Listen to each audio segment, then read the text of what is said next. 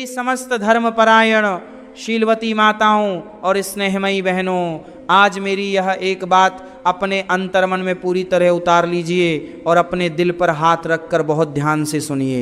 यदि 23 अगस्त सावन पुत्रदा एकादशी के पावन और दुर्लभ दिन पर आपका मासिक धर्म यानी पीरियड्स शुरू हो गए हैं, या फिर व्रत के ठीक बीच में अचानक ऐसी स्थिति आ जाए, तो अपनी आंखों से एक भी आंसू मत गिराइए और मन में यह अपराध बोध या पाप का भय बिल्कुल मत लाइए कि आपका व्रत टूट गया, आपकी तपस्या खंडित हो गई, या भगवान श्री हरि विष्णु और देवाधिदेव महादेव आपसे रूठ गए। मेरी बहनों, सबसे पहले अपने भीतर के इस संकोच और मन के दुख को हमेशा के लिए मिटा दीजिए। मासिक धर्म के दौरान हमारे सनातन शास्त्रों ने शरीर की मर्यादा, स्वच्छता और विश्राम के विशेष नियम तय किए हैं, लेकिन यह कोई ऐसा पाप नहीं है जिससे आपकी आत्मा का भक्ति भाव ही नष्ट हो जाए। लाखों माताएं बहनें हर एकादशी पर इसी भारी असमंजस में फंसी रहती हैं कि क्या मासिक धर्म की इस अवस्था में उपवास और फलाहार का नियम निभाना चाहिए या व्रत पूरी तरह छोड़ देना चाहिए। बिना मंदिर जाए, बिना पूजा की थाली उठाए, बिना धूप दीप जलाए और बिना लड्डू गोपाल या शालिग्राम भगवान को स्पर्श किए क्या हमारी एकादशी पूरी और फलदायी मानी जाएगी? क्या इस अवस्था में व्रत रखने पर भी सूनी गोद भरने, संतान प्राप्ति और वंश वृद्धि का संपूर्ण फल प्राप्त हो सकता है? और यदि अनजाने में हमसे कोई भूल हो गई तो क्या शास्त्रों में उसके लिए कोई प्रायश्चित बताया गया है? मेरी स्नेहमयी देवियों, आज की इस एक ही कथा को पूरा और ध्यान से सुनने के बाद आपके मन के सारे संशय और भ्रम हमेशा के लिए दूर हो जाएंगे और आपको इसके बाद ना तो कोई दूसरा वीडियो देखने की ज़रूरत पड़ेगी और ना ही कोई अन्य कथा सुनने की आवश्यकता होगी। आज इस पावन प्रसंग के माध्यम से हम जानेंगे कि कैसे आप बिना किसी विग्रह या पूजा सामग्री को छुए केवल अपने अंतःकरण के शुद्ध भाव और मानस पूजा के माध्यम से सामान्य पूजा से भी 100 गुना अधिक पुण्य फल प्राप्त कर सकती हैं।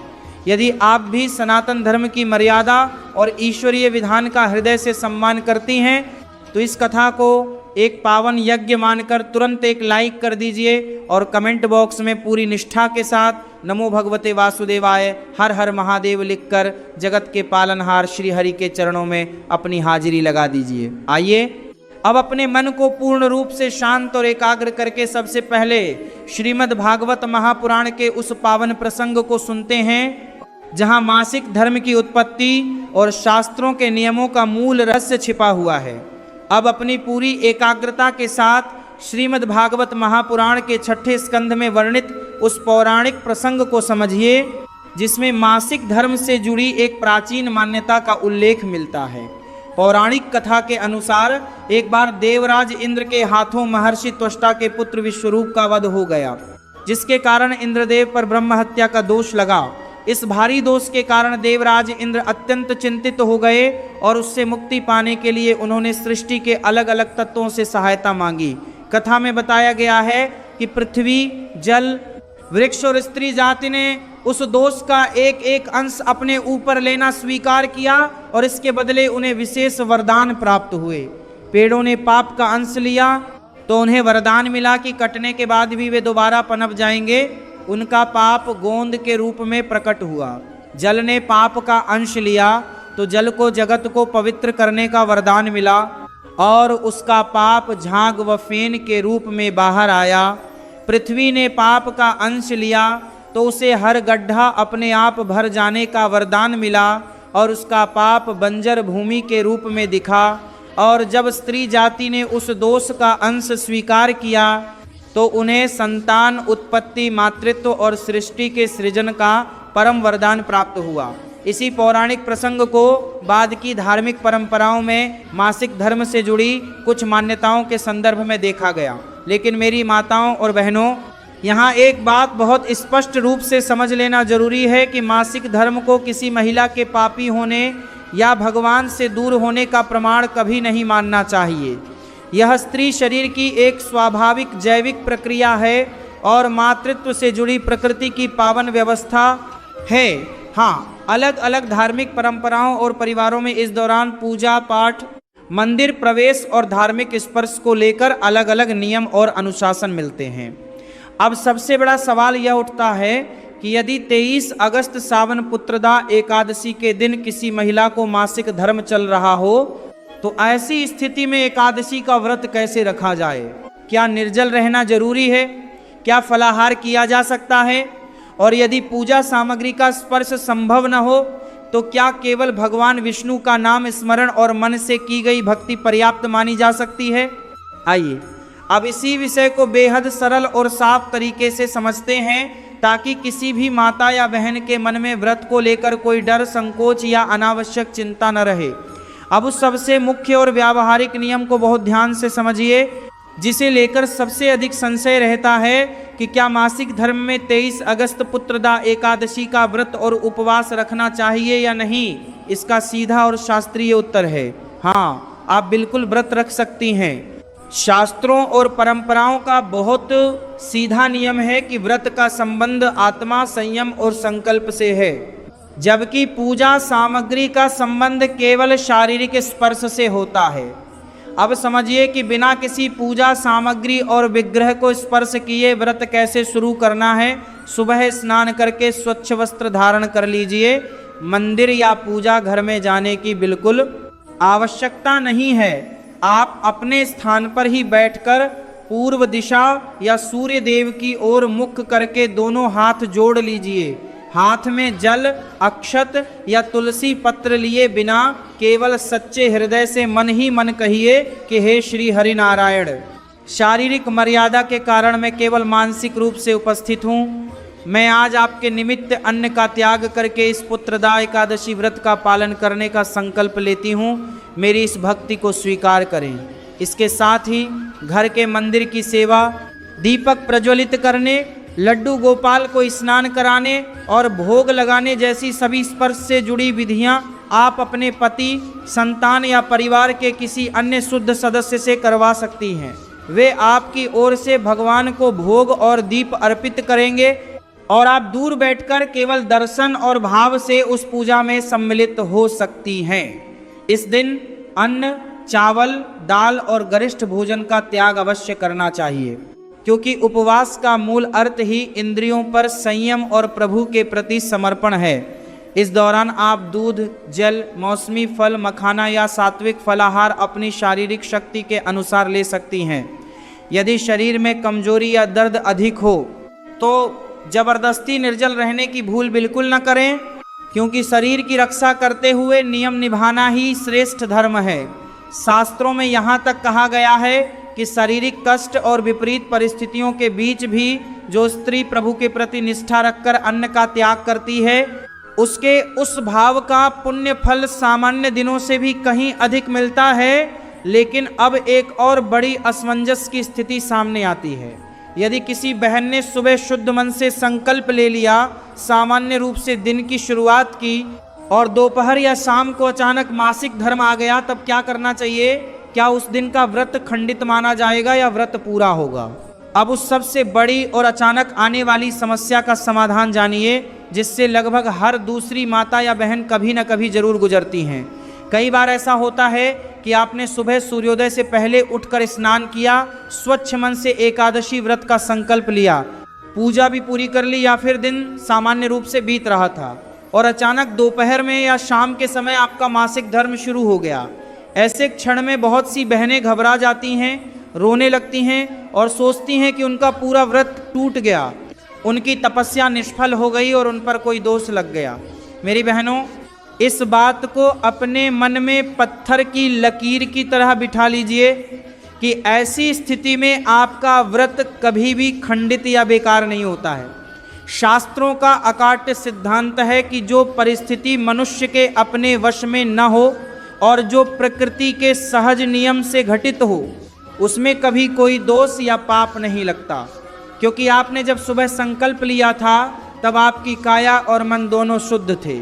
जैसे ही आपको इस स्थिति का पता चले, आपको तुरंत 3 काम करने हैं। सबसे पहले, यदि आप पूजा घर के आसपास हैं या मंदिर की किसी सामग्री के पास हैं तो तुरंत वहां से मर्यादित दूरी बना लीजिए। इसके बाद स्वच्छ जल से हाथ पैर धोकर या संभव हो तो सामान्य स्नान करके अपने वस्त्र बदल लीजिए। तीसरा और सबसे महत्वपूर्ण नियम यह है कि आपको अपना उपवास बीच में बिल्कुल नहीं छोड़ना है। न तो आपको तुरंत अन्न खाना है और न ही व्रत तोड़ना है। आप पूरे दिन उसी प्रकार फलाहार या जल पर रहकर अपने व्रत को शाम तक और अगले दिन द्वादशी के सूर्योदय तक पूरा निभाएंगी। शाम की आरती, दीपक जलाने या भगवान को भोग लगाने का जो भी कार्य शेष रह गया हो वह आप अपने परिवार के किसी अन्य सदस्य से करवा लेंगी। प्रभु श्री कृष्ण गीता में स्वयं कहते हैं कि मैं केवल तुम्हारे भीतर के भाव और संकल्प को देखता हूँ, बाहरी परिस्थितियों को नहीं। इसलिए जब आप विपरीत स्थिति में भी अपने संकल्प पर अडिग रहती हैं तो भगवान आपके उस व्रत को सहर्ष स्वीकार करते हैं। लेकिन अब सवाल यह आता है कि जब शरीर इस अवस्था में हो तो घर के मंदिर में रखे लड्डू गोपाल, शालिग्राम भगवान, पवित्र तुलसी के पौधे और पूजा की अगरबत्ती, दीपक से कितनी दूरी रखनी चाहिए और स्पर्श का यह कड़ा नियम क्यों बनाया गया है। अब उस अत्यंत महत्वपूर्ण नियम को समझिए कि इस अवस्था में किन पवित्र वस्तुओं से दूरी रखनी है और घर के अन्य सदस्य से पूजा कैसे पूर्ण करवानी है। शास्त्रों की मर्यादा के अनुसार मासिक धर्म के दौरान लड्डू गोपाल, शालिग्राम भगवान, कुल देवता की प्रतिमा, पूजा की घंटी, दीपक और गंगाजल का शारीरिक स्पर्श पूरी तरह वर्जित रहता है। ठीक इसी प्रकार आंगन में लगी पवित्र तुलसी के पौधे को भी जल अर्पित करना या स्पर्श करना मना होता है। इस स्थिति में घर के मंदिर की नियमित सेवा और एकादशी की विशेष पूजा खंडित न हो, इसके लिए अपने पति, संतान, सास या परिवार के किसी भी अन्य शुद्ध सदस्य को आगे कीजिए। वे आपकी ओर से भगवान को शुद्ध जल से स्नान कराएंगे, चंदन लगाएंगे, तुलसी दल युक्त माखन, मिश्री या चतुफल का भोग लगाएंगे और मुख्य द्वार पर संध्या का दीपक प्रज्वलित करेंगे। आपको केवल मंदिर से थोड़ी दूरी पर शांत भाव से बैठकर उस पावन आरती और मंत्रोच्चार को श्रवण करना है। जब आपके प्रतिनिधि के रूप में परिवार का कोई सदस्य पूजा करता है तो शास्त्रों के अनुसार उस अनुष्ठान का संपूर्ण फल आपके संकल्प खाते में ही जुड़ता है। लेकिन जब आप भौतिक रूप से कोई भी वस्तु नहीं छू सकती तो अपने भीतर से भगवान श्री हरि को कैसे रिझाएं? बिना किसी धूप दीप के केवल मन की शक्ति से मानस पूजा कैसे की जाती है। अब जानिए उस दिव्य और गुप्त साधना को जिसके सामने बड़े बड़े सोने चांदी के थालों से की गई पूजा भी छोटी पड़ जाती है। वह है साक्षात मानस पूजा और मानसिक नाम जप। शास्त्रों में मानस पूजा को बाहरी पूजा से 100 गुना अधिक शक्तिशाली और फलदायी माना गया है, क्योंकि इसमें किसी भी भौतिक वस्तु या शरीर के स्पर्श की आवश्यकता ही नहीं होती। इसे करने का नियम बहुत सरल है। आप अपने आसन पर शांति से बैठ जाइए। आप अपने आसन पर शांति से बैठ जाइए। अपनी दोनों आंखें कोमलता से बंद कीजिए और अपने हृदय के भीतर भगवान श्री हरिविष्णु और माता लक्ष्मी के मनमोहक स्वरूप का ध्यान कीजिए। मन ही मन कल्पना कीजिए कि आप क्षीर सागर में बैठे नारायण के चरणों को गंगा जल से पखार रही हैं, उन्हें दिव्य पीतांबर पहना रही हैं, सुगंधित चंदन का लेप लगा रही हैं और 56 भोग अर्पित कर रही हैं। यह मानसिक समर्पण सीधे भगवान के हृदय तक पहुंचता है। अब बात आती है नाम जप की।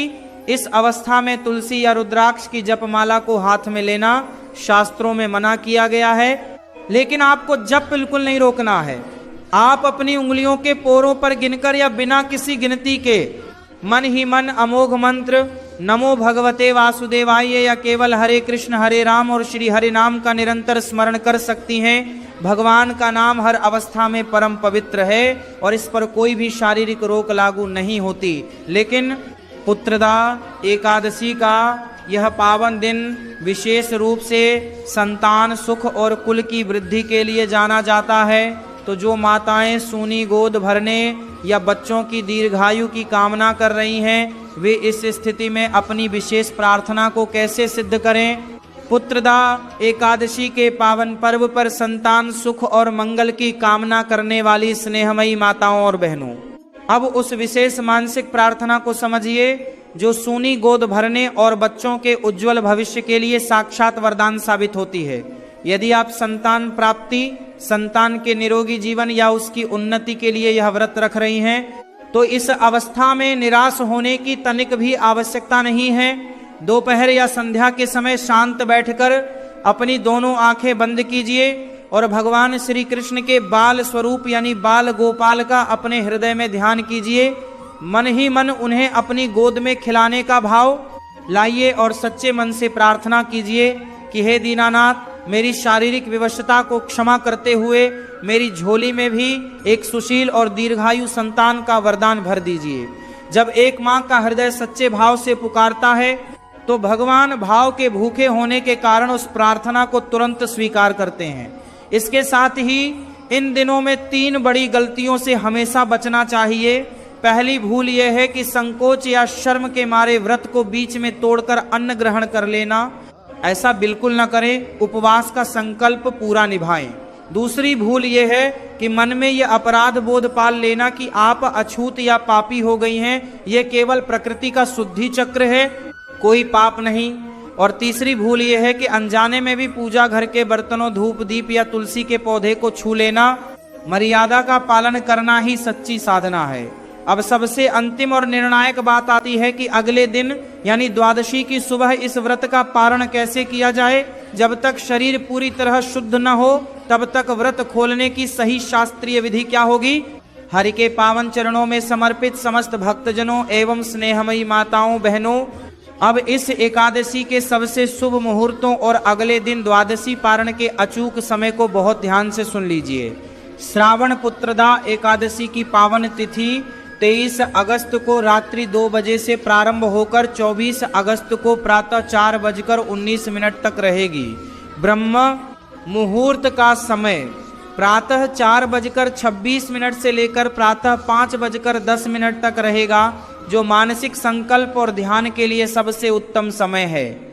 दिन के शुभ चौघड़िया व पूजन मुहूर्त सुबह 7:32 से दोपहर 12:24 तक अत्यंत शुभ समय है, जिसमें लाभ चौघड़िया सुबह 9:09 से और अमृत चौघड़िया सुबह 10:46 से प्रारंभ होगा। अभिजीत मुहूर्त दोपहर 11:58 से लेकर दोपहर 12:49 तक रहेगा।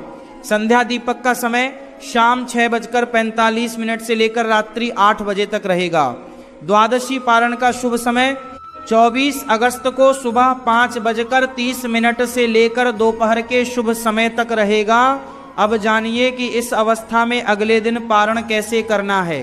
24 अगस्त की सुबह स्नान करके स्वच्छ वस्त्र धारण कर ले। इसके बाद अपने घर के किसी अन्य सदस्य से भगवान के चरणों में अर्पित किया गया चरणामृत, तुलसी पत्र या फलाहार का फल अपने स्थान पर ही मंगवा लीजिए।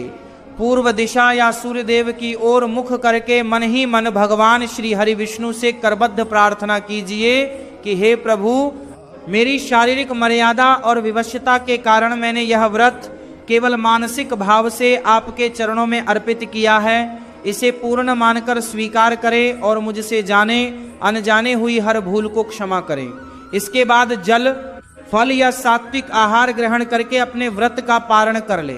साथ ही किसी ब्राह्मण या जरूरतमंद के लिए जो भी सीधा अनाज या दक्षिणा निकालनी हो, वह स्वयं स्पर्श किए बिना परिवार के किसी अन्य सदस्य के माध्यम से संकल्प करवा कर दान करवा दीजिए। जब आप इस प्रकार मर्यादा, नियम और सच्चे भाव से पुत्रदा एकादशी का व्रत पूर्ण करती हैं, तो जगत के पालनहार श्री हरि आपके जीवन की सभी विपदाओं को हरकर आपके घर में सुख, शांति और संतान का चिरंजीवी आशीर्वाद बरसाते हैं। यदि आज की इस पावन कथा ने आपके मन के सारे संशय दूर किए हों और आपके हृदय को शांति दी हो, तो इस जानकारी को अन्य माताओं बहनों के साथ भी जरूर साझा कीजिए, ताकि कोई भी बहन भ्रम या पाप के भय में न रहे। भगवान आप सभी की मनोकामनाएं पूर्ण करें। जय श्री कृष्ण।